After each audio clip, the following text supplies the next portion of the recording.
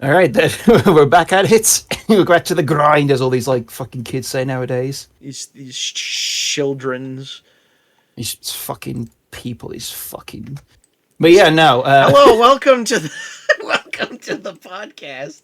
I am Hey everybody, Daniel, and welcome back to the show. welcome to these disgusting degenerates. Hey, welcome back. I'm Daniel. That's Adam. We're the Work in Progress podcast. We're working on the comic Hunni Bunny. Honey Bunny of the honey variety. Yeah, Yeah, the comic that we're working on, but we never seem to actually talk about during the actual podcast. yeah, dude. Oh no, you know what? Fuck it. You know what this is. You know how like people used to do like Call of Duty like commentary where like they'll like show gameplay of like, yeah, I'm using the AK-74 on a shipment, but I want to talk about cheese real quick. That's what we're doing right now. We're talking about cheese, and it has Oh, who nothing was to it? do with the. Remember Leafy? Oh God, yeah, Leafy. The, That's an the old one, you the know. man, that's the dark ages, baby. The dark ages of the internet. Yeah, Leafy. Where he had like no chin. We were just make fun of a guy for how he looks and not how horrible his shit takes were. I don't even God, know what he got banned for. he just left. He got like that. That was back when people actually cared about iDubbbz Oh right. God, because I dubbed. he did the content cob. Yeah, and then he kind of slowly turned to the thing that he would probably make fun of. Yeah, he began. Somebody else did a content cop on iDubbbz, and that guy did a better job. Which is that's pretty sad. You know how I realized that content cop was a really big thing?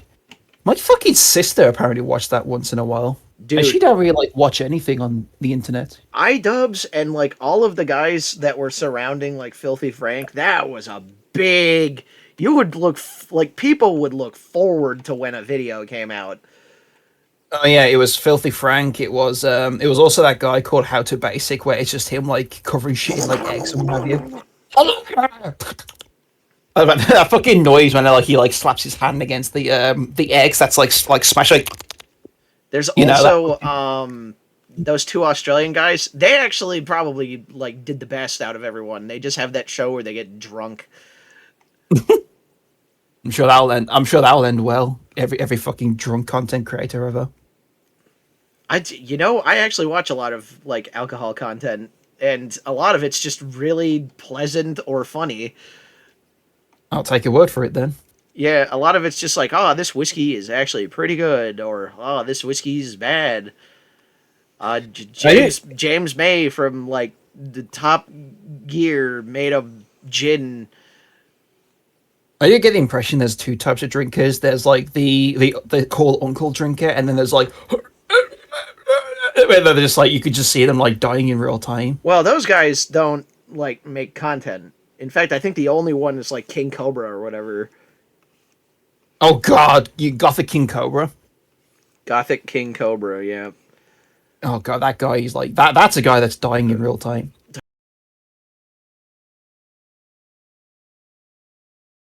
Oh, he's a gross one. Dude, I remember. You know how I discovered that guy? I never watched his content.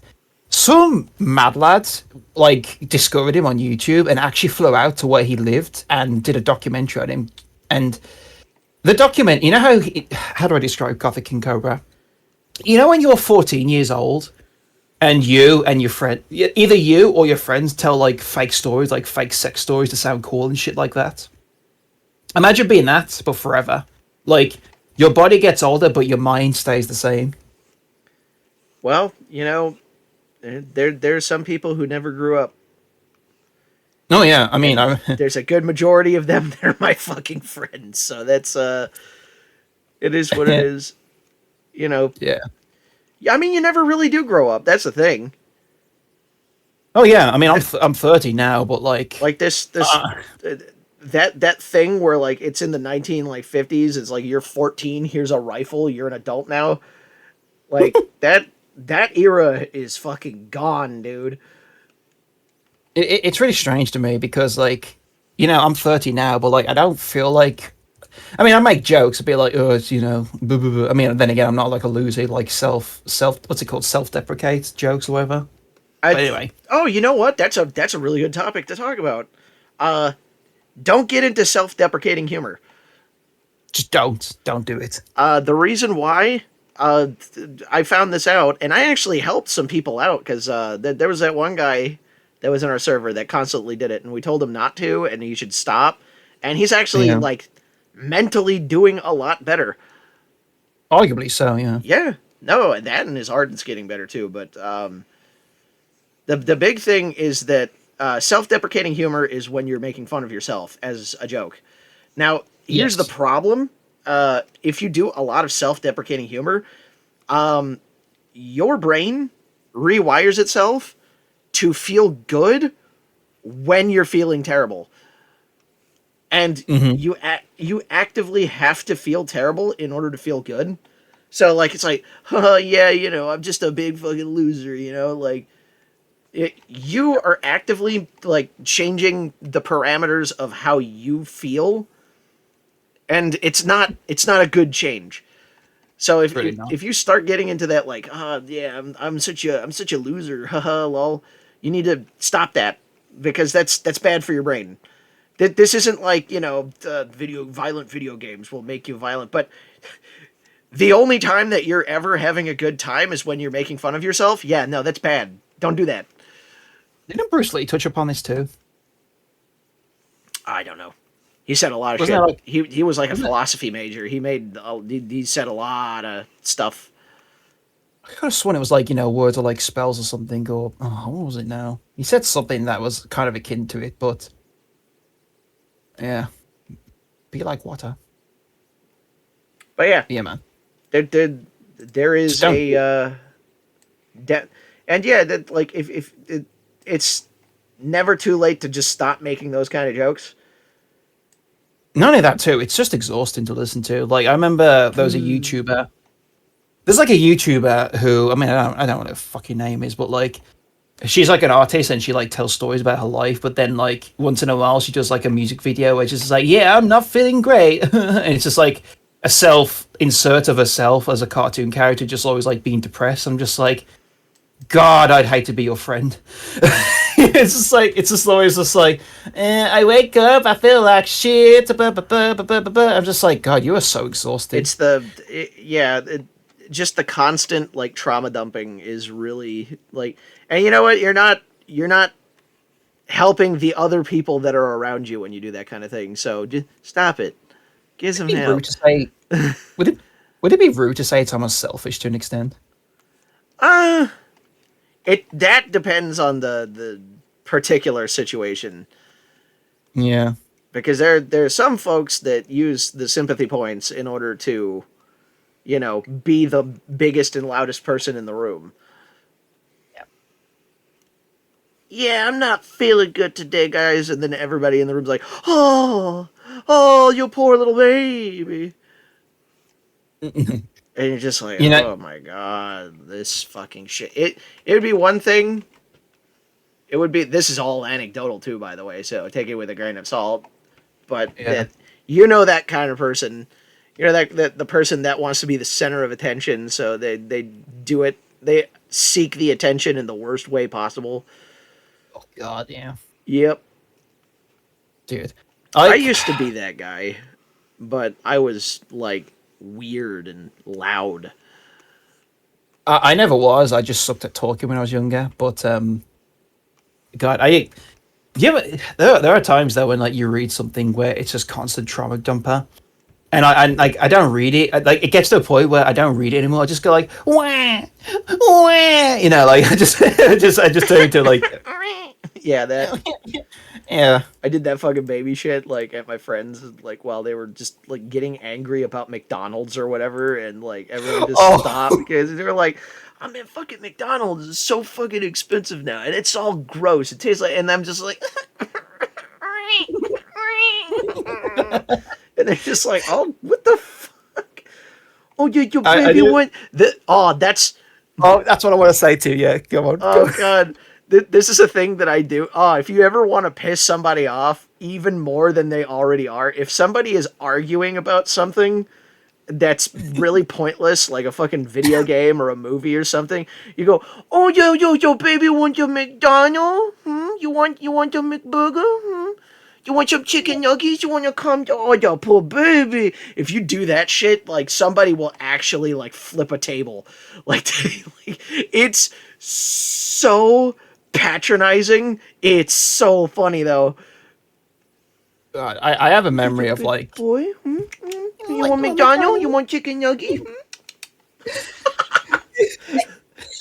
yeah, I have a similar thing of like saying something to somebody like and like pissed, like they would just give me that look like I would fucking kill you if we weren't at work right now. Oh, God. And my first job, there was a when I used to work in like a freezer. One of the lights went out in like a hallway, kind of like corridor sort of thing. I mean, imagine a freezer with like stacks of food everywhere. But like one of the lights in the aisles went out, and it was a bit dark, but it wasn't like so dark that you couldn't see.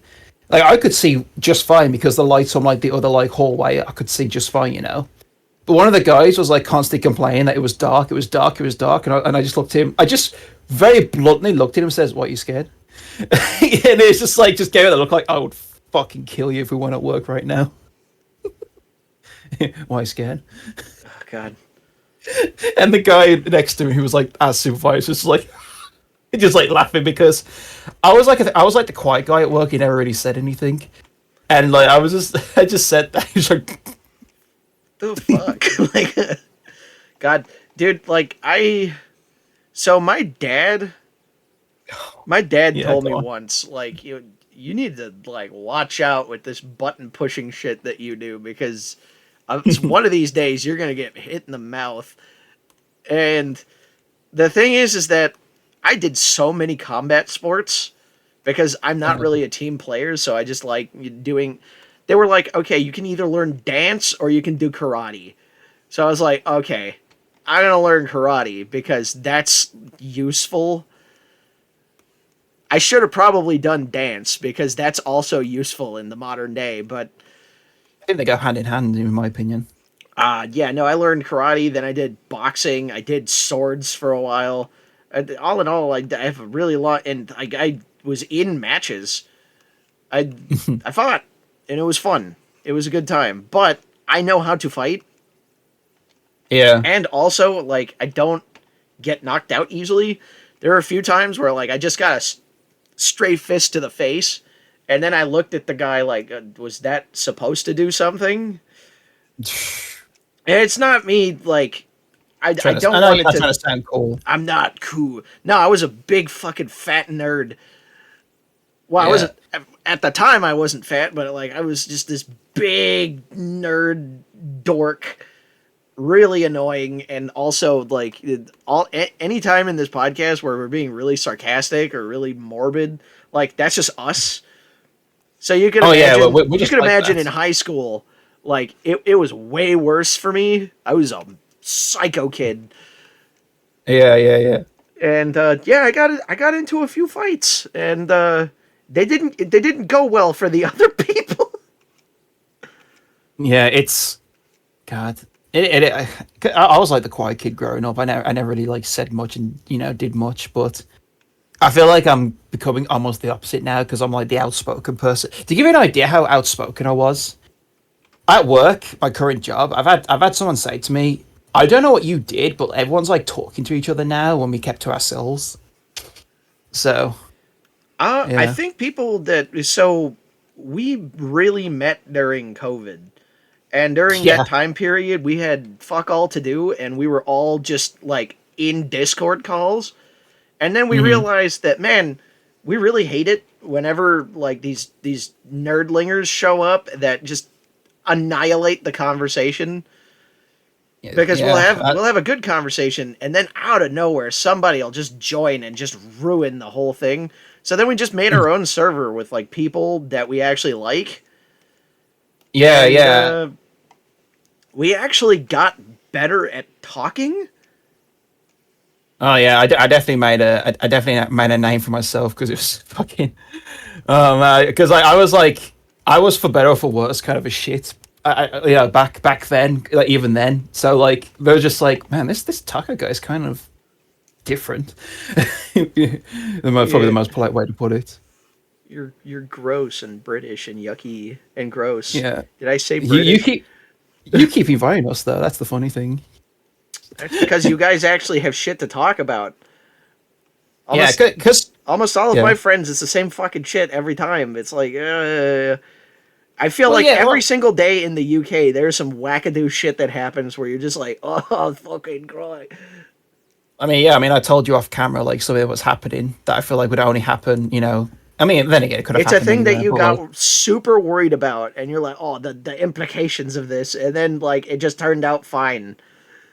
yeah. Well, weirdly enough, it worked out better because I'm in a place now where I'm actually liked by people. So, Yeah, but but it is what it is.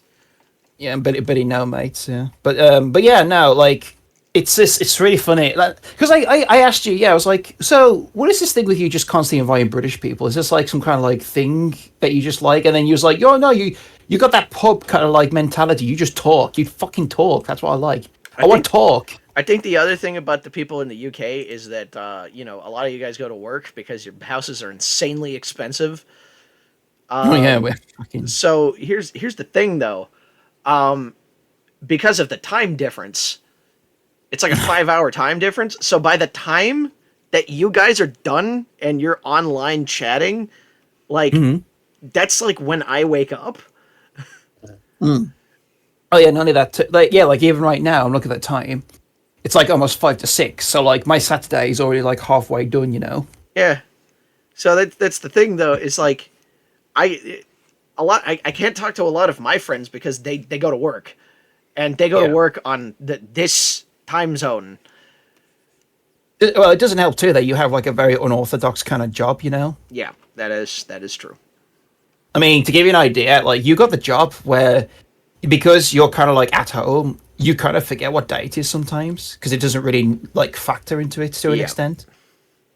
So, which is crazy when I think about like the idea of like you work a job where like the day itself doesn't really matter. Like that almost feels like a dream come true to an extent.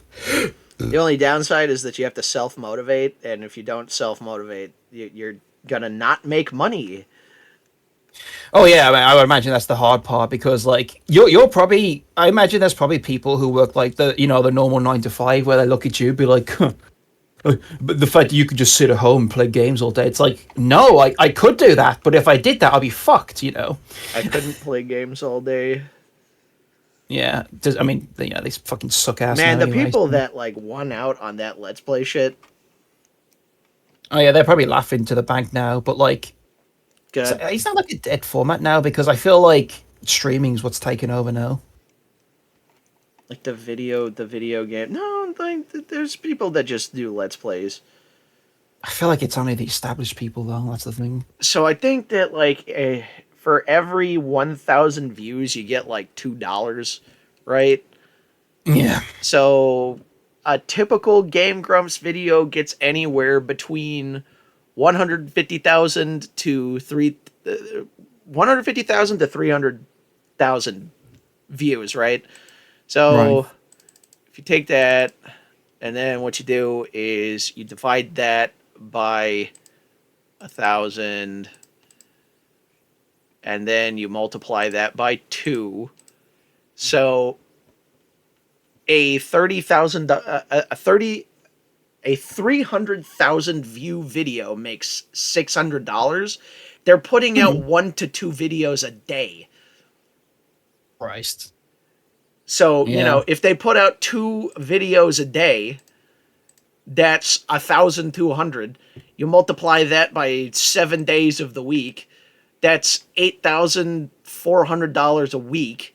And then you multiply that by 4, that's $33,600 a month. You multiply that by 12, that's 400 and $403,000. So Game Grumps makes $500,000 a year, and that's only from the ad revenue. That's not even going into like their sponsorships and their merch. Yeah, it's like Also, Christ. like Daniel Lee Avidan, Hmm. he has a band and he tours. So you add all of that into the mix. Yeah, that's they make a lot of they make a lot of fucking money. Dude, like that's like really, yeah, it is intriguing to me. I So, just oh feel my, that like people don't understand how the money works yeah, because it's not it's consistency and actual like viewership. The other thing too is that with the back catalog of the amount of videos that they already have, like if somebody gets a hair up their ass and decides, "Oh, I'm going to watch like every single like Sonic video that they made again," right? I'm going to go do that. That means that they're going to get more views on the back end as well, right? yep, And yep, then yep, yep. also like they also make video games now. They have their own video game studio. So they're actually producing their own shit. Yeah, and on top of that too, they also have like guest starred in other games too. So Yeah, so that's like, and that's just Game Grumps. You think like, oh, Game Grumps hasn't been relevant for forever, dude? They're making like just from ad revenue alone, like $500,000 a year, and then that's going to be cut down by like taxes, right? So that's still like $250,000 a year just from the ad revenue, and that's lowballing it because there's some episodes that reach 1 million views. yeah, they got like, yeah, they're laughing all the way to the bank. So there's that. You know, they're getting cash from that. And then you think like Markiplier, Markiplier like just from ad revenue alone, that guy makes a lot of money. Got Markiplier, like I mean, he's like a brand now. So He's a real mensch. His brother's cool. I didn't even know he had a brother. I was actually able to contact him like a long time ago. He probably even forgot about that shit. Oh, you want to talk about that? Yeah, he does a really really famous web comic called Two Kinds. Mhm. Mm, mm. It's a furry thing. It's been around. It's been around since forever. Is it? Are you gonna tell a story about how you? Actually, I mean, actually, do you want to go into it about that one time? No, When, no. no, I like to keep all of the celebrity shit private. that's fine. That's fine. Yeah, sorry to put it on the spot. I could edit it out if needs be. But no, the Two Kinds thing was so long ago that I wouldn't even like consider that a fucking like thing to keep secret. That was a Okay. long time ago. Hey, I'm gonna do a bit of a magic You trick know how for long them. ago that was? The guy was streaming on Picardo. That's old now. Yep. Hey, I'm gonna do a little magic trick for the viewers. Hey, I'm gonna make you laugh. Hey, Daniel, Mm-hmm. look in the chat. That's pretty cool. That's actually So that's a pretty cool thing. yeah, I wonder if the car's icing. That's such an awesome. No, it's probably just like a diecast car. That is a Yeah. smart way to Right? decorate a cake because it's literally just. I'm gonna throw that on screen. I said that to my dad, by the way. That's that is That's such a smart. simple way to decorate something. That's so smart. And if you wanted to get really like pedantic about it, what you could do is have it be really small at the exhaust and then have it get bigger as it goes out. That's cool. I Yeah. actually like that. The only thing that could have made it better is if you skated the car a little bit across the surface, so that way it has like those tire tracks. Yeah, fucking, I would never come up with this shit. So That's so cool. God, people are artists, man. Some No, people are no, just some people are just built different. yeah, you fucking suck your straw for your throat hole. Yeah. Now he eats everything through a mechanical straw. His name is John Bradford. He is half man, half straw, all American. half half man, half drinking straw, all cop. You killed. You killed my father's sword. Hey, Wendy's, you killed my father. No, it's like fucking Conan. You killed my father. You killed my people. You took my father's sword. You just go to the extra ridiculous part. You killed my father's sword. Just like it killed the being of the sword. Yeah, I like in a Last Action Hero where it's like was like Macbeth. It's like, hey, you killed my father. Big mistake. It's like to be or not to be, Not not to to be. be. That movie should have been better received. That movie is I haven't actually seen it. pretty funny. I haven't seen it. You know, I've seen a clip where it was like they're the kids like stuck in because it's a kid stuck in a film, right? Well, it's a kid stuck in a film, and then the kid brings the action star into the real world. Yeah, and then he realizes like all the things he's used to, like just shooting a car and having it explode, doesn't work. Yeah.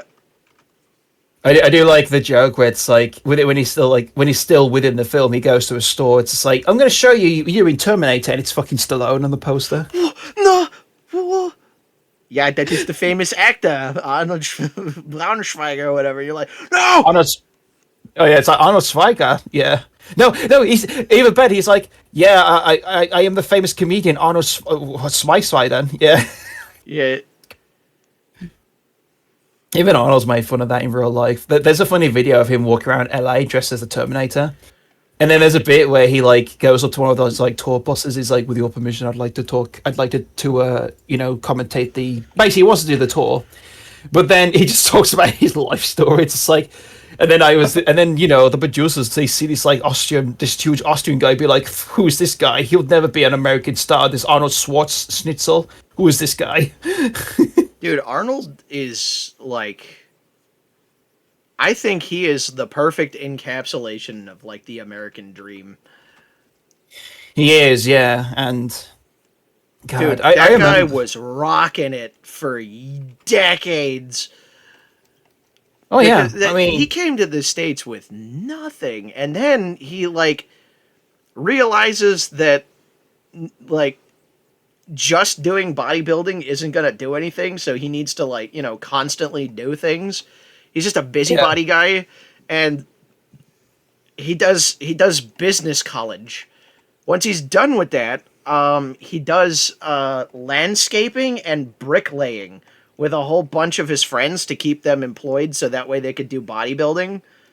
yeah, it's crazy. Like God, he's like, I'm not saying I'm Arnold, but like I am kind of turning into a workaholic to an extent because like, I mean, I don't think I've even mentioned this on the podcast yet, but like, I'm writing a book outside of this, Then he bought God. Oh yeah, sorry, carry on with Arnold Oh first, no, yeah. yeah. Just he fucking. It's so crazy. He bought like an apartment complex, and then could you imagine Arnold being a fucking landlord? Oh God, can you imagine the time comes when like you can't pay rent, and then like this big fucking shit brick house is like you gotta go. A guy the size of the fucking door shows up. Yeah, that's Yeah. dude. And then like, oh god, it's so. This is all while he's bodybuilding. He's already a millionaire. He hasn't even been in a movie yet. And Oh then yeah, he's like, like I want to be in a movie. And it's like a comedy movie. And then they didn't yeah. have faith in him, so they dubbed it, but they still had the original footage. So Oh, you what about Hercules in New York, right? Hercules in New York. And then there was another movie where he's like a bodybuilder, and it's like a drama. And that movie like really sucks. They just didn't know what to do with him. And then Yeah. like that somebody had the bright idea, hey, we're gonna make a movie out of Conan the Barbarian. Let's get that guy. Yeah, and like he's so like you had this you said this when like they added that character to Mortal Kombat.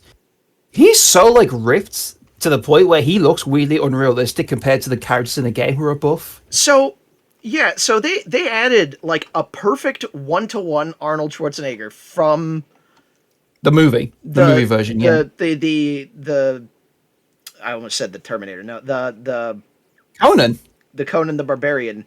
And Yeah. dude, like he is so jacked because you would think, okay, these fake Mortal Kombat characters, right? These fake Mortal Kombat characters are, the insane body proportions, right? If you look at the characters in comparison to 1980s Arnold Schwarzenegger, they look like real people. Like he looks so impossibly fit right next to these like fake characters that he makes them look like a actual body type. Yeah, like I'm gonna put so I got the closest to like a shirtless character that's like MK1, which is that newer one, Gyrus. But like, yeah, like in the chats, it's just like, oh my god. So yeah, like you see somebody like this, and you're like, okay, I mean, that's a buff guy, it's a, and that or like the ninjas, like they got really buff and jacked. But then when you see 1970s, 1980s Arnold standing next to these people, you're like, what the fuck? Could you imagine being in the 70s and seeing this guy like for the first time, just like, whoa, what the fuck is this? Yeah. Actually, I got another example real quick. I actually did find a shirtless character, Quan Chi. Yeah, like all of these characters, like every single one of them is a slab of beef. But then when you look at Arnold standing directly next to them, you're like, wow, they actually look small and shitty in comparison. It's crazy. He's also like very like critical about modern bodybuilding because of all the steroid shit. Because he's like, I go to these shows and it's less, I look at how their bodies look. It's like it's just bellies, just like these like weird pot bellies. It's just like See, the thing was that there were people that were bigger than Arnold, like yeah. the guy that played the Hulk. What's his name? Lou Oh Ferrigno. yeah, he played. Lou Ferrigno was bigger than Arnold. The He's like his thing rival. the thing that made Arnold special was his like symmetry. It like Hmm. it was his symmetry and his proportions. His proportions were so calculated. Like he really was a sculptor with his own body. Yeah. God. Yeah. So the main character is about to explode out of the boar, and then combat will ensue after that. Yeah, we kind of ballsed up a bit when we did the initial thing because I like looking back on it, I'm like, We should we have probably just should have we like, should have just drawn a lot of the violence. yeah, we kind of fucked up, honestly, in a way. In a To way, I mean, I don't want to make defeat, but to like, be fair, when it does come out, people are gonna be like, "Whoa, what the fuck?" oh yeah, Because this comic gets really violent. Like that was the whole point, is that we were like, man, we like Berserk, we like a whole bunch of this other shit, like horror movies and stuff. I am. What if we made something violent? Yeah, and what I did was because I mean the character Honey Bunny I kind of drew like 2 to 3 years ago, and like I kind of like had it sitting kind of like in a digital. I mean, I wouldn't say on the shelf because it's all digital, but like I just had it like sitting on a shelf somewhere, and I was just like, I swear there's like something to this character, and I saw you like belting out a script just for shits and giggles, and it was like, oh no, actually this is actually turning into something. Oh, and if anybody says that we're wokerinos because like all of the characters are women, like all of the main characters are women, that was just Yeah. sheer accident. Yeah, like it just being all girls and of like different shapes and sizes, like that just happened. That I didn't because go out. we wanted a guy to be in it, but it just never materialized. So we made Honey Bunny. Well, you made Honey Bunny. Then It's like all my creation. you Yeah, also made Stream, and yeah. you created that character because I was like, I really like playing iconoclastic characters in D&D. It's really funny Mhm. if you have like a half orc as a bard because that's not Yeah. really what you think of. And you were like, oh, I can draw that, and you did a design, and then I improved on the design. We are like, you know what, we should have her in the comic. And at first you were like, oh, she should be like this side character at the beginning. And I was like, Yeah. she should be part of like the group, like a D&D group. And then we were like, Hmm. oh, okay, so if it's going to be like a traveling group, then we need like at least like two other characters. We were going to have more, but then I said, listen, I know you would want to have more characters. The problem is that with our budget and the way, like the small group of people that we have working on this, having more characters makes it harder to make. It makes it harder to make, and we're not we're not like One Piece, famous or anything like that. So So then the idea, we're actually talking about the comic for once. Holy shit. I know we're into like what, episode 10 technically, and we're finally talking about the comic. Oh my god. Yeah, well, I guess now we're going to have a lot to talk about. Honestly, we saved it Yeah, up. that'll be the title. We actually talk about the comic. Episode 13, we actually talk about the comic. So yeah, no, like, so then we were like, okay, we need to have at least these types of characters. So we need to Yeah. have, the main character, that's obvious. We're going to have Yeah. Stream, who is the bard. They're going to be unsure about themselves, and then they're going to have a character arc where they grow. Then what you need Mhm. is like you need like a muscle character. A muscle character, and we were thinking about how we were going to do that. And then we saw this thing on Twitter of like a buff nun. Yeah, well, it was well, actually I could have sworn it was two separate things back to back, because it was like someone dressed as like a nun character, and then directly above it was like this buff cosplayer woman, and I was like, Oh yeah, because they were doing a cosplay of Battle Nun. I think so, yeah. Yeah, they were doing a cosplay. That's a comic made by Ben Dunn from like Antarctic Press that they made into a show. But then somebody actually did a cosplay of what they looked like in the comic, where she's just this fucking ripped nun dual wielding swords. Yeah. And we were like, man, it'd be really funny if like we had a nun that was a pugilist. So nuns are women. So the third Yeah. character ended up being a woman, and then we were like, okay, we need something to round this off. What if we had like a wizard? Yeah, the witch Maven, who was kind Yeah, of cocky. yeah, and we're like, well, witches are also women. So Yeah. in a weird way, just how we filled out the group, it just naturally turned into all of them being women. I mean, I've had a couple of girls in real life say like, I like that it's women. So It's well, it. I like the fact that it's women. That's not like. like just I was sexualized.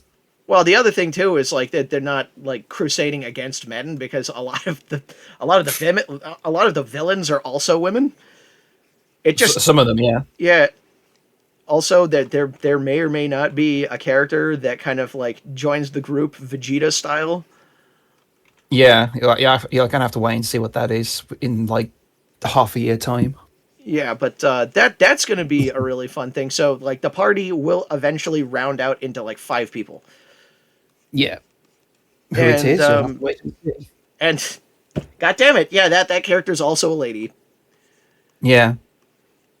But that was an afterthought. That was a character that we were like, okay, we're gonna have this character die off, and I was like, okay, well, what if they become a reoccurring villain? And then we were like, oh yeah, they keep popping up, they keep trying to fuck with people, and then we're like, this is basically just like a Vegeta situation, and we're Yeah, like, and then we thought about it. Actually, you were like, oh, I was writing the damn thing, so yeah, but no, you were just like, you know, her like this character joining the group would actually round out the group and make it better. well, And yeah, I then- mean to get and then we yeah. wrote then we wrote the fucking like a massive climactic battle, and like all of the characters do really cool shit. Oh yeah, yeah. But it is going to be a while till we see any of that. That so. is a thing that we're going to actually have to take a good amount of time to storyboard. We're not even anywhere close to that, but that's going to be in like book 2. A good chunk of it. Yeah. It's probably going to be like the capstone of book 2, like the end. I like to imagine that, like, once book 1 is out, some people will see it enough, and hopefully like it enough, they'll be like, oh, what the hell's this Oh thing? my god, the fucking villain. The villain of book 2. Yeah. We cannot spoil that. Yeah, we got a villain coming up. There is a villain coming up. If this comic goes anywhere, it's probably going to be because of this guy. It's going to be this guy, and it's probably going to be the character that everyone talks about the most, arguably. I fucking But created that character as a goof. yeah, and then it And ended up then becoming like, it was a stupid joke that we were doing. It was a stupid joke that we were doing, and then like I drew the character, and then we looked at it, and then we laughed a little bit, and then we were like, "This would actually be a really cool villain. This would yeah. actually be a really awesome bad guy." And then the more we thought about it, we were like, "Oh fuck, this is gonna be cool." Well, I started writing the character, and we were like, oh I my can't god, believe he's you were. it's going to be real. It started as a joke, but then the more we did it, the more we were like, "There's no way we can't fucking do it now." God, I'm actually like, it's so sad that we really don't want to spoil that one. That one is a fucking surprise yeah, because because it's gonna like, it happens out of nowhere, yeah, and then it becomes oh, very integral to the third book. it does, yeah, like, oh man, It it's becomes gonna so it moves the plot along fucking hard. it's gonna be painful to wait, but like, if people stick with us and I keep trying to, because like right now, we end up running into a bit of a problem. Well, I ran into a problem when it comes to uploading videos. Like the fucking video software they have is just like fucking me, so I have to learn a brand new one. So Yeah, and I tried to get him a version of Adobe CS6 suite because it's yeah, and basically abandonware, but trying to get it to run because it is a 64-bit. It is yeah, a 64-bit program, and one of the biggest problems is that, we moved to like what, 80, 88, 86, something like that. it's bigger. It's yeah, and it's just like It because I does. would have had these videos coming out a lot faster, but fucking clip champ, I swear to Christ, oh, it pisses me off, man. Oh, fun fact, if you're fucking doing anything art related on a computer, like go in 12s. 12s. Yeah, well, with 3D because Oh man. because you want things to be in fours, and 12s also makes it subdivide into threes. So if you're gonna Okay. do like 3D models, you want everything to be done in like 12s. Gotcha. So if you make a sphere, for instance, you want to have the polygon count of the sphere go in 12s Yeah. because then it can be in four, like each polygon is four, but because there's 12, you can also subdivide into tries. I know that this is magical gibberish that came out of nowhere, that no one is going to know what the hell I'm talking about, but that is a thing. I got into 3D a while ago. Yeah, I mean, we're all been like trying new things. I mean, I kind of dropped it earlier, but like I am actually writing a book on the side whenever I'm taking a break from this. I still haven't read it. Yeah, I ideally do need some feedback. I have got 3 people reading it, but I don't think they're quite, for lack of a better word, reliable. You know, but I I just do have need some. I just have difficulty Sorry, reading, so I'll probably have an AI read it for me. that's fine. If text to speech, yeah. Yep. But yeah, that's all good. But like, yeah. So I've had an idea. I'm not going to say what it is right now. Like an idea that's been flowing in my head for almost like 2 years now. But there was a day when I was waiting for you to come online. I was like, man, I really want to be productive, but I didn't want to draw because I didn't want to burn myself out before we recorded. So I just like type away in like a Google Drive the book, and I was like, oh god, this is actually turning into something. And it is my first time writing a book, not like writing a script like a comic. So could be a bit rough the first time around, but then again, we all start somewhere. Exactly. But there's a thing though, like we're what, in our early 30s? I'm 30, or you're like what, 31? Yeah, if you ever there's the explosion. But Mm-hmm. if you ever think that you're too old to learn something new, we are fantastic examples to the contrary of that. The only thing that you need to do is sacrifice a little bit of your off time in order to make the change. Yeah, but that's really it because we got a guy who, I mean, I'm not going to badmouth him, but like we have a guy who keeps saying I want to get into drawing, but then the first thing he does is he like turns on some like shitty space game I've never even heard of, and it's just like I don't know what to tell you, man. Because I keep saying to him, you need to make a sacrifice. I always use the word sacrifice, and I get ridiculed for like putting people off, but it's just like. Well, I don't know what to tell you, dudes. I mean, you could sit on your ass playing, shitty mobile rivals with your mates, but you're not going to get anything like achieve. You're not going to achieve anything. So that's why I say sacrifice, as opposed to spend time doing that. Yeah, But you really do have to. So yeah, because most people say, "Oh, I don't have time." You do have time because I see you playing video games for like 12 hours on the weekends. yeah, It's just that you want to spend that time, chilling out. And if you have a hard work day, I get that. I 100% get that. But if you're complaining about the fact that you just don't, you're not happy and you want to make a change, suffice it to say, sadly, the way that you make that change is that you have to sacrifice some of your free time. yeah, Like the way, like I'm, I do art for a living, and like instead of playing a whole bunch of video games, I sat down when I came back home from work, the horrible work, and I drew as a side hustle, and that made money, but not enough money to be a job. And then eventually yeah, that side hustle got so much money that I could quit that job because it made more money than my actual job. yeah, like which is kind of like, I mean, honestly, with where I'm going right now with the stuff outside of this, like my shit's like starting to blossom ever so slightly, I've been drawing on the and internet for 16 years, and it only really became a job like, it's like year seven. yeah, like 7 years ago, because we're Yeah. basically almost, yeah. Well, yeah, I mean, like my follow account, on like DeviantArt, for example, is like get like almost halfway towards 3,000, which is a good number.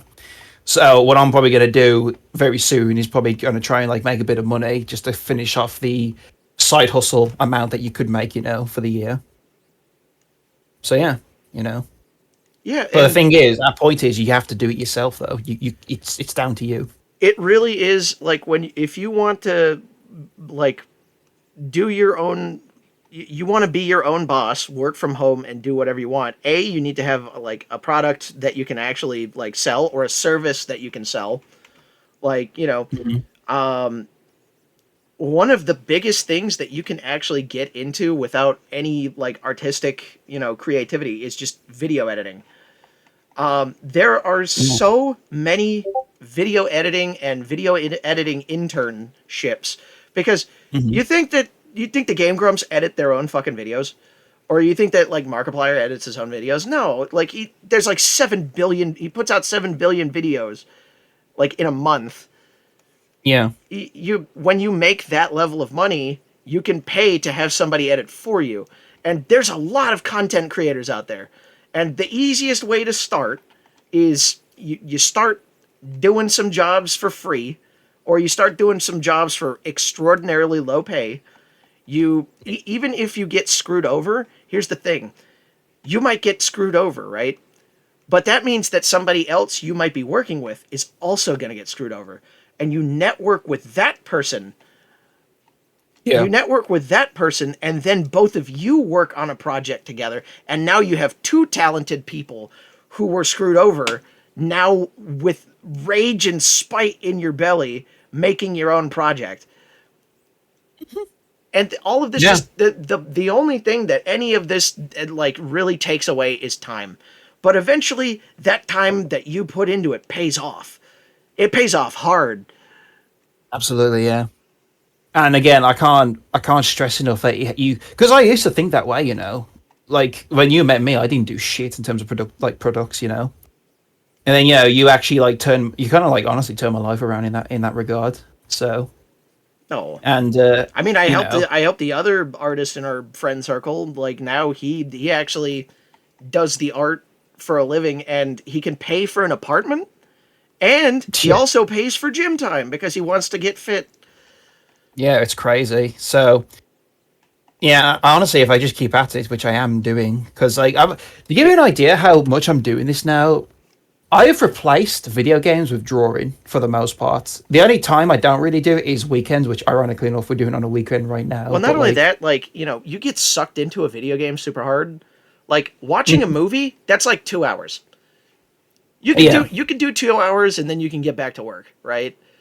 mm, Like when you get sucked into a video game, you get into that spiral of, oh yeah, I could just do one more mission. It's not going to take that long, and then eventually you're like, oh, 10 hours have gone by. Shit. you know what I've been doing recently is I actually been enjoying movies a bit more because when you watch a film, like for example, we talked about that shitty Popeye film.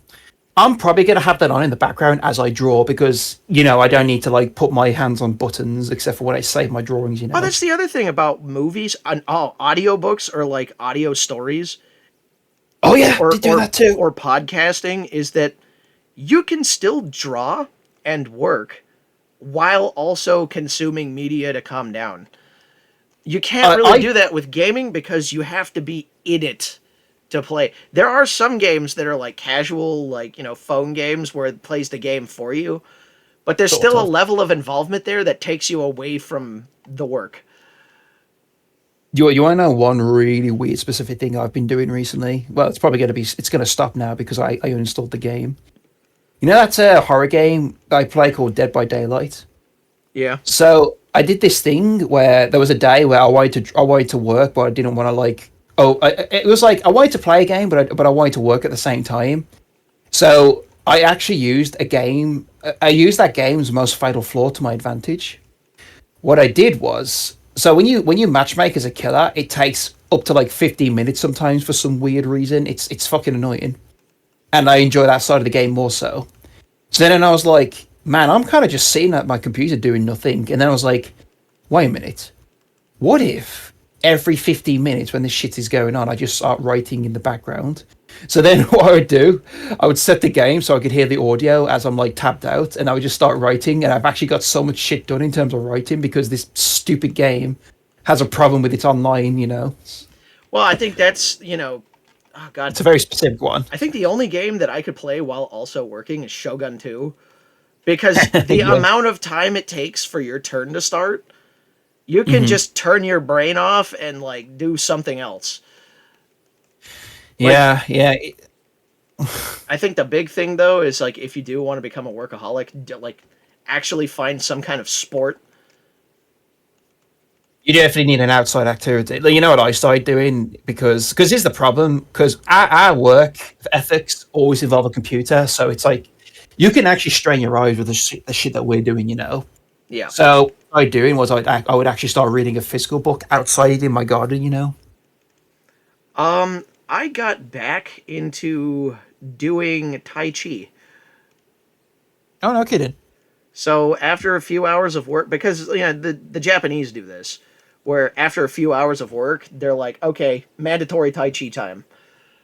So then they get away from their work, they go outside onto like the roof, and then they do Tai Chi. So that way, they don't get horribly disfigured by their work. I think I've heard about this. They have like weird like exercise routines. Yeah. That's because in Japan they have like 12-hour work days. Yeah. But part of that 12 hours is like it's like an hour break Hmm. where you actually have to go outside and work out. Then they also Yeah. have like multiple lunch breaks. So taking the time away from the computer, it's a balancing act, right? Yeah. Yeah, it's a tough. Like I won't deny it. Getting into this, it's tough. But once you get into that routine, you'll be pretty balling. A lot of it is the mind because there were a few people that like I would randomly have a conversation with. It was like, oh man, that's so crazy that you can like just work at home. Like I don't think I could ever do that. I don't think I have a creative bone in my body. I'm like, if you write literally anything, you could make money off of it. even if it's like, your recipes or your mom's recipes, or your personal experiences with a very specific topic, or Yeah. just like taking something that you did in your life and turning it into like a short story. Or Hmm. for fuck's sake, like the one thing that my mom is really trying to get on me, and she's a very big part of my life. She really helped me out in really dire situations and stuff. One thing that Yeah. she always like says, like, if you made a children's book, Yeah. like the state of where children's books are right now, like, you would have almost no competition because you would actually put a lot of time and effort into it. Yeah. And I'm just like, yeah, I mean, I could do that, but I'm I mean, still I think. I'm still Yeah. young, violent action man movie guy. So trying to get my head around, I wouldn't even know what to like write as a children's book. Yeah, and plus, yeah, it's difficult. Children's books are kind of You know who wrote a difficult, really honestly. good children's book? What's that? Weird Al Yankovic. I could see him doing that. Yeah. Hey, real quick, just to let you know, this image that you're doing right now, like when it is colored, there will be a lot of fucking red in this image, just so you know. Dur. Yeah, I've just But thought to let you know. I made the explosion a little bit more animal, Like bits, yeah. anime. That does remind me. I mean, I think I said to you off camera, but like the pages that are colored, I do generally think that we need to like update those because Yeah. I had a couple of mates say to me like, if it's that for sort of an explosion, the whole fucking place should look like I mean, the eclipse. at this point, we're probably going to redraw those pages anyways to keep the art style consistent. Yeah, we'll probably make an update to everyone that donated, saying like, hey, by the way, we've updated this. So, And you know what? Since it's documented and cataloged, basically everybody got to see like a prototype pages. It's just going to be part of the history of this. oh yeah, I mean, again, like, oh, that reminds me, one of the guys at work who actually donated towards us was like, hey, by the way, I saw your email update. That looks fucking awesome. Yeah, it's getting there. It really is getting there. And you know what? Yeah. Like, it really is just understanding that it's a project. It's going to take time. We're not going to burn ourselves out, right? We're not going to kill ourselves, but we are going to finish this. We're not going to burn ourselves out because then it'll never get done. If you chip away at something, eventually it's done. The guy that taught me that was actually James Cameron. Oh, he's saying that because of his like Avatar film. No, James Cameron said one of the most useful things I've ever heard anyone say. Because somebody asked him, like, okay, how the hell did you write the script for Terminator at the same time that you wrote the script for Rambo 2? Because he did that. And he's like, Oh, okay, well, he did part two. yeah, he wrote the script for it. And then it was Oh, rewritten by, Stallone.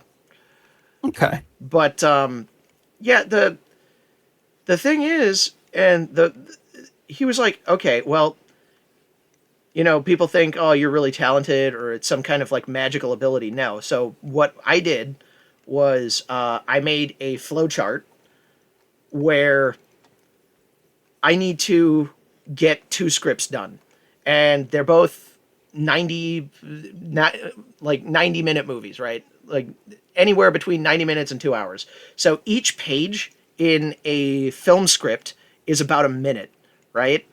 So I need to have this amount of pages for each one of the scripts. So I created that little flowchart of how many pages of each script I have to write a day Yeah. in order to reach these deadlines. And that's how he did it. And the methodical nature of it, like, it was prep work. And the prep work was difficult, and it took like a day or two in order for him to work out how he was going to do it.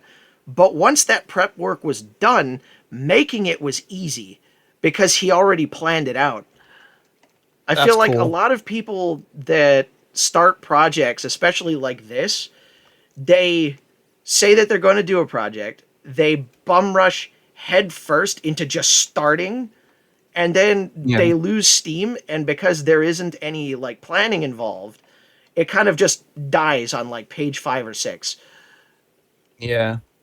And I've seen that a lot where somebody's like, I'm going to make this awesome fucking super comic or this animation. And then they just go right into animating it. And then they lose steam and then it goes nowhere. And then they didn't storyboard it, they didn't plan it, they didn't write a script. We, That kind of we reminds me. Yeah. when we made this, I told you straight up, we need to plan out everything in advance before we even start, because the Yeah. death nail of this kind of project is just losing steam and then not knowing where the plot's going to go, and then what you do, and this happens a lot as well, is you're like, oh man, this is really hard, and like I don't really know how I'm going to draw certain things, so now I'm just going to like shorten things or remove things, Yeah. and then you're basically like ruining the project because you're cutting shit out because you're taxed. You just can't finish it. Yeah, that like see that's the thing. You gotta work out those kinks earlier on, like because I went over the script with like a fine tooth comb where certain aspects of the story either got removed or like touched upon. So I figured that out early on. So Yeah. and it's funny when I was like planning out these pages, there was like one or two instances that was actually off script. So then I added it for like flavor. Yeah, and Because there's like the other yeah thing too, and this is very important for anybody listening that actually cares about this. Let's say that we make a change to like a character or something. We're like, fuck, this would actually be a lot better. The fact that everything is already planned means that we can just go and like look at what we already have and see what we actually need to change. yeah. So yeah, so plan ahead, plan as much as you can ahead of time, and then by the time when the time comes to actually make it, you should be pretty ball in. There might be the odd thing that could be altered in the moment, but you just gotta just trust your gut when you have to make that decision. So There is a thing that somebody told me in film school, and this is another one of those things where it's just like planning is cheap, filming is expensive. yeah, If you plan something out, you can actually make very smart workarounds. Like for instance, going back to James Cameron, they needed to do some pickup shots, which means that like they missed some stuff and they needed to go like film some more stuff. And they didn't have the actors or anything, and they didn't have like the locations. So that shot at the end of Terminator where the Terminator gets crushed and then his eye goes out. yeah, What they did was they couldn't go back to like the warehouse. So what they did, they just took a little tiny flashlight, some little bobs and wires and stuff, and then they took the skull that they had, pushed it in between two pieces of styrofoam, and then to get the smoke, they just smoked a cigarette in front of the camera. that's hilarious. See, I would never have even known that's how they did it because it just Yeah. looks cool. There was another weird one you told me from the film Predator where it's like, oh yeah, by the way, that log there hiding behind, yeah, that's actually a fake log. It's like, that was a fake log? I would never even known. Yeah, because they wanted to shoot in South America, but like what a lot of people don't know is that actual jungles suck because there's so much dense vegetation that you can't even see like 15 feet in front of you. You really So can't. instead, they filmed at like a resort in like Panama or something, and Yeah. like a lot of the trees in that resort area didn't have like that jungle look. So they just made giant fake styrofoam trees. Yeah, it's crazy. Like, And filmmaking's an art. because it's all fake. That's the thing. Yeah. It's all fake. You're just creating like an environment where it looks good on camera.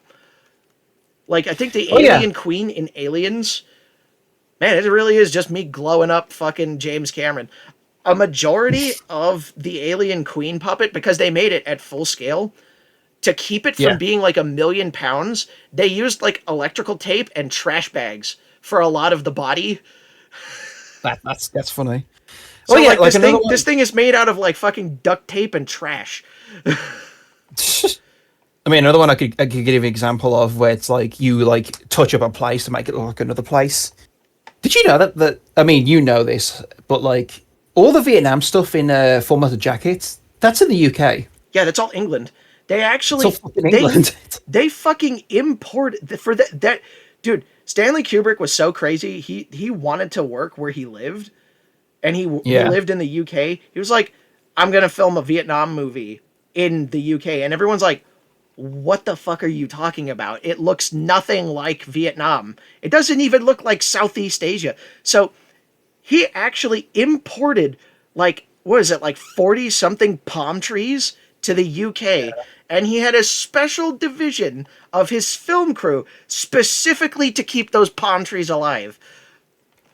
like that. What the fuck? Yeah. Like, you know, And then when Stanley you think Kubrick. when you really think about it, you're like, man, that's insane and that's really expensive. But then if you think about it, taking an entire film crew to Southeast Asia and then putting up like apartments for them to live at and doing all of that shit, getting Yeah. some palm trees and then keeping them alive in the UK, when you start to really think about it, is less expensive. Huh. Yeah. God, that Which film. yeah, that's a really weird thing to think about. Like okay, like you think about like making a model, right? And getting like a professional guy to make a model. And you're like, "Oh, fuck, like it costs so much money and then, you have to make multiple because it might blow up in the movie." So it just is like this really expensive process. And you're like, "Man, it would be a lot easier if we did this in the computer." And you're like, "Oh yeah, it would be." Except for the fact that you just hired like 700 people to render 10 minutes of fucking footage at $17 an hour each. So that $25,000 model that you only had to build once, yeah, it Yeah. was expensive. But then if you think about like the alternative of doing it easy peasy in the computer, you're paying a village of people above minimum wage in order to make it happen. So what would have been $25,000 model shot turns into a $10 million CGI smorgasbord. Yeah. Hold on, I need to text Which is somebody. that's crazy. Like, because you would think that doing it in the computer is cheap, and it can be, but the way that they're doing it is suboptimal. I think the best example is that what is it, Godzilla 1, where it's like post World War II. They basically just Yeah. remade the first Godzilla, right? They kind of did, yeah. They made so Godzilla is CGI in that. It's a Japanese made Godzilla movie where they actually didn't do the rubber suit. But because they had an experienced team of people working on it, that movie was $15 what is it? $15 million to make. That movie has him like basically a bombing Tokyo. They had Godzilla a bomb Tokyo in a movie, and it looks really good. That movie was $15 million.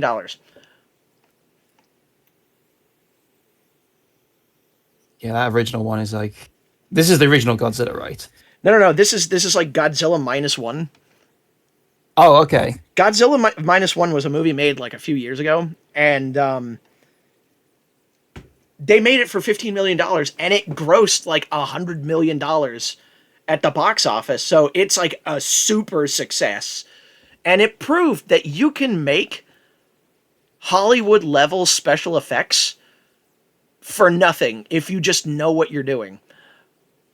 Right. Also, Sorry, I'm kind of. it's a classic example of less is more, where a lot of the movie is built around hyping up the fact that Godzilla is going to show up, which means that you don't have to show Godzilla, which means you don't For have the to do the most special part, yeah. effects for Godzilla in those scenes.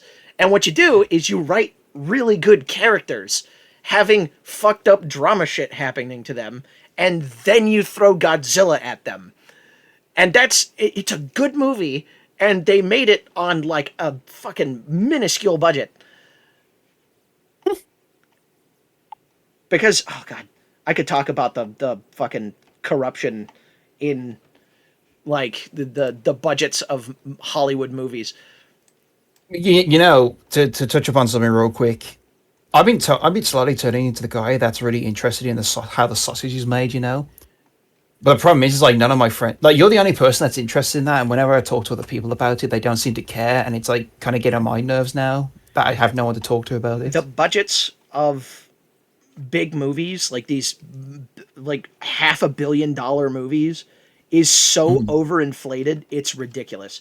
So I saw some of that firsthand when I was at film school, and they were explaining because they also did like they taught you how to make like low budget movies, and they Yeah, said that the biggest trap that a lot of big budget movies have is that they do not look into the finer finances. So like, okay, let's say that on like the roster of shit that we need to make the movie, it says like $2,000 for C-47s, right? yeah, And you're like, oh, that sounds really important, like $2,000 for like C-47s. right. But when you actually find out what that is, it's fucking clothespins. Clothespins. You know, like the What? ones that you use to like hook up fucking clothes to like clothes Is clips that, is that for like for the is that for the extras? no. Those are for putting up like little plastic sheets on lights. Oh, They're called gels. You use like the little tiny like wooden like clothes clamps. You know, the ones that you use to hang up laundry. yeah. So if you saw that, if you saw it say that on the like clothespins, $2,000, you'd be like, fucking excuse me? Why the fuck do we need that many fucking clothespins? The trick is that they're like they use this fucking industry lingo where it's like, yeah, we need C-47s. That sounds important. When in reality, you're you're Nothing. spending way too much money on fucking clothespins, and that's just a small thing. Imagine that like blowing up in the rest of the because like oh man like we need to make like a four-walled set, right? A little room. That's like lumber and labor, right? For some Yeah. reason, that tiny room ends up being like, it ends up costing like $500,000 to make, and you're like, where the fuck is this money going? It's just they all of these budgets are super bloated because it's just people basically just scamming the film studio. I mean, it sounds like it. Zach Hadel, who made Smiling Friends, said something interesting about that in his experience working on the show, where it's like, he hates the idea of like you need to spend money for stuff that's like kind of minimal and not like not important. For example, like to him, having a discussion about something could just be done over like a Discord or a Skype call instead of having to like sit down in an office. Like having everyone like sit together, or like another example too is hiring a woman who's like there to like do the coffee, when in reality I could just get up and get the coffee myself. Yeah, It's just like this needless spending of stuff that's like, not only that too, like you just don't really need it when you think about it. Yeah. and the other thing too is that the way that Hollywood works, and Yeah. New York too. New York is also a big New York and Georgia. A lot of these places, they have like workers unions, and Hmm. it's like, well, I don't need a focus puller. Like the fucking camera auto focuses, and you're like, Yeah. well, the thing is though is that you're making a union shoot, so you have to have a focus puller. So you're paying a guy to basically do nothing on set. Of course. Yep. Oh man. By the way, that's looking pretty balding. By the way, should we have it be as clear? Actually, then again, if it's going to be blood everywhere in the sky, I'm trying to think what the sky should look Should like. actually do some like little. Just have like, oh yeah, like a trail of like bits flying. Yeah. I've gotten so much better at line art since we started this project because I've just been like doing anime studies where I basically take something and just try to copy the art style. And the one Yeah. that really helped was that Delicious in Dungeon or like Dungeon Meshi. The the art in that is really good. Like the actual comic book, Oh yeah, you showed me it, and I was like, "What the fuck?" it's very different from the show. The show is much more anime than the comic book. Yeah. They look drastically different. Yeah, I mean, I'm just happy that like it's not like. Well, then again, it's not like Berserk where like they had to like alter anything really. But man, like, well, you showed me some of the stuff you've been up to recently outside of this, and I was like, oh my god. I know we talked about it before, but man, Berserk is just something that you just can't adapt. Yeah, there's not It's really much else we can say about it even really, but yeah, outside of just the art style, like there are subject matters and events that happen in that comic that you just like you can't get away with doing that. honestly, given the recent news about the internet, how like it's almost suggesting they're going to police what you can buy nowadays. I feel like Berserk's going to be one of the last few things that you could. Well, actually, no, fuck that, fuck it. No, I'm not going to say that. Well, You could here's the make thing anything. about art, baby. Uh art finds a way. Yeah, I mean, Art even if there was a ban, it will get through to people one way or another. okay, historically speaking, what happens when something gets banned? Do There's people a A become goody two shoes and not do it anymore? Or B, does that thing end up becoming the most sought after shit ever? And then it also triples in price because it's illegal. And oh then, man, I mean, like, it creates an entire criminal industry that originally wasn't a criminal industry. I could give you an example. Yeah, like I can't remember if it was Sweden, but like apparently skateboarding was actually banned for like a short period of time because of it being deemed dangerous. So you know what people did? They would not only would they jerry rig their own skateboards, they would actually go into forests and just build their own skate parks, like hidden in the trees. Yeah, and then you know what? I guarantee you, the moment that skateboarding became legal, everyone's like, skateboarding is actually kind of lame, and then nobody skateboarded anymore. It's weird because like skateboarding now is actually really niche again. Like you don't really hear people talk about it anymore. Oh, it was really big when we were growing up. Holy fuckaroni! And then you had like the video games of Tony Hawk that like sending to Supernova as well. Yeah, and you know what? It's just a guy who can make a plank of wood go off the ground. That's Yeah, that's literally all it is. But like, it was such a big fucking thing in the 2000s. I actually watched a film that delved into the origins of skateboarding. I think it was called like Lords of Dogtown. It's not a particularly good film, but what was interesting about it is you learn that skateboarding was actually invented by surfers because what happened was when you go surfing, there's only really one place you could do it, which is the fucking ocean, and even then it depends if there's actually waves to do that. So what ended up happening was they were like, I'm gonna take a board, I'm gonna put wheels on it, let's see what happens, and then Well, that's also why the original penny boards looked like surfboards because they had that exactly, they yeah. had that fin in the back and then the rounded front. It's because it came from surfboarding. And then the goat appeared. Rodney Mullen. Yeah, Rodney Mullen. Yeah, Rodney and he Mullen, like the fucking god of skateboarding. Because in the video games, he has the shittiest stats, but that guy, skateboarding wouldn't be a thing without Rodney Mullen.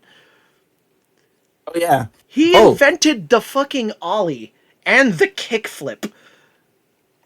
yeah, Rodney Mullen is he's arguably like because people like recognize Tony Hawk as like the goat of skateboard. It's like no, Rodney Mullen. I Well, think even he himself is like no, Rodney Mullen's the best. well, that's because like Tony Hawk is he's a vert skater, so like the street tricks, like he Hmm. doesn't do those. He does like half pipes and quarter pipes. Yeah. So he gets a lot of air doing that. And for a really long time, early on in skateboarding, the only way that you can like get off the ground is by like being in a pipe. Rodney Mullen, on the other hand, was like, I'm going to fucking break the laws of physics in order to like with no hands have this skateboard come off the ground. Yeah. And the way you God. do an ollie is insane too. You apply pressure to the back and then slide your foot forward while Mhm. lifting your front leg, and that creates like this imbalance that actually just lifts the board off the ground through like Yeah, yeah. leverage. And the fact that some guy just was like, "Yeah, I can make a fucking skateboard jump. What are you, stupid?" Yeah, God, Roddy Mullen. He actually got brought up in a conversation with our friend Soap. Basically, we were talking about jobs, and we were talking about like the types of jobs that will like actually physically fuck you up. Because I was like, man, I would never want to work a job where like I get fucked up, and it's not like. But I said to him, I'd rather get fucked up doing a job that's like me as my own boss, whether it be like I sit at a desk typing and my neck like turns into a fucking dinosaur. And he was like, have you seen what Rodney Mullen looks like now? And I was like, no, it's just like, because he's always like hunched forward on a skateboard, he's always like hunched forward. Oh yeah, it has changed like the structure of his back. Yeah. Because, Um, like, a great yeah. example of that actually happens with like long-term guitarists. Eventually, like their shoulders become lopsided, Hmm. and it actually talk about like human evolution, like visually, like their bodies adapt and their rib cage actually starts to like compress on one side. Yeah. Like it's There's it's actually like insane to see that kind of thing happen. That, or like when a trumpet player, he plays trumpet for a really long time, his cheeks can like inflate like a fucking balloon. yeah. That's just that's like that's when you do Strange. something so long and so many times that like it actually like changes your body. Yeah. The only good picture I can find of Rodney Mullen is him where he's like slightly off camera, but like, Like I mean, for fuck's sake, I've been drawing for like 16 years. There is a spot on my middle finger where like my pen rests that's actually divoted because of that. That's where the pen pressure presses on my finger. Jesus. Yeah. Oh, I could give you another one.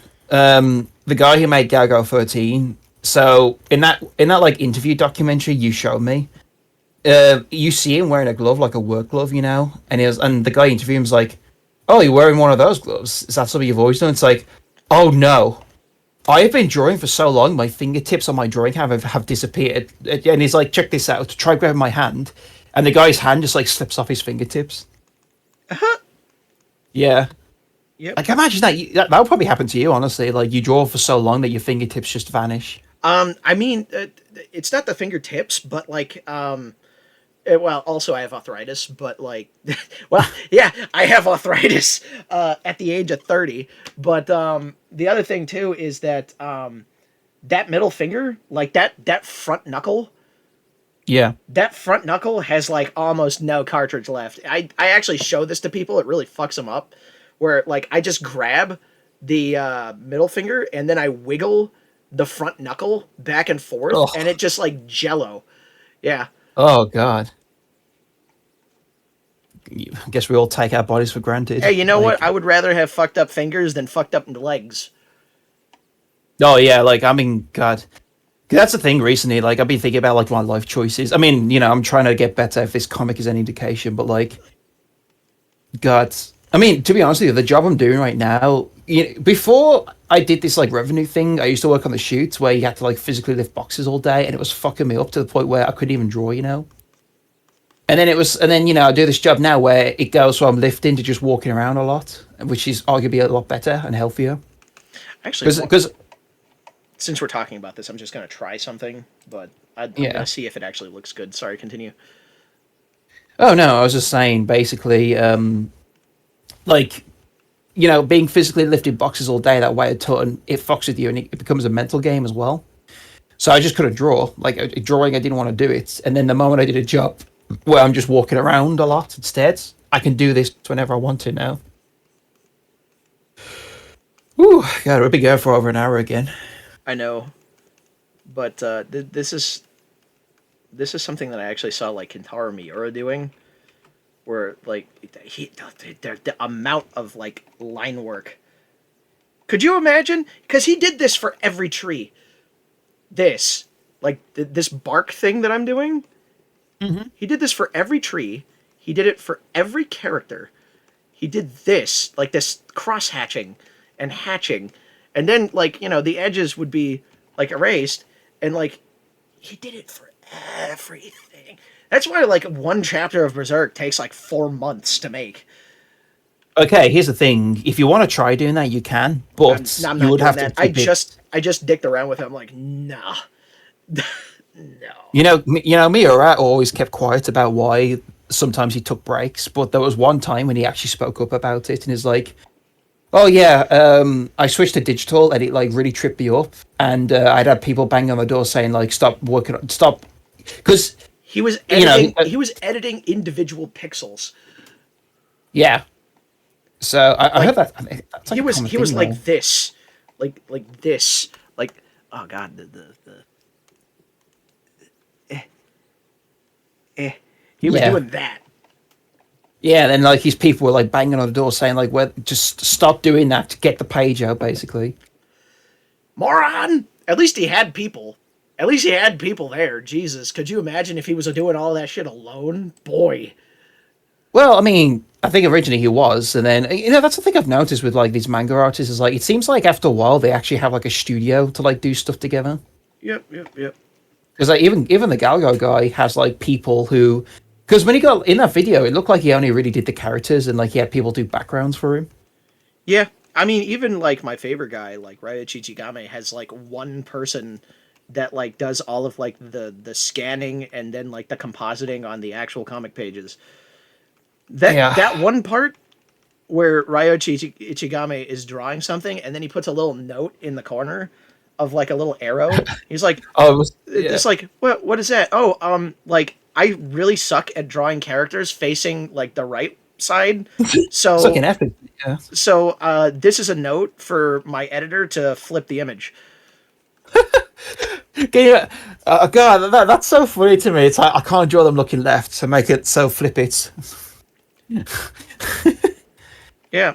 But Um, that's just a thing to get it done because like you could spend all day trying to get it to work or you could just be like, yeah, I could just use a trick. But with yeah, that, that was actually a really good. This was a good one. So y'all take it easy. yeah. We'll see you later. Yeah, bye bye. Bye.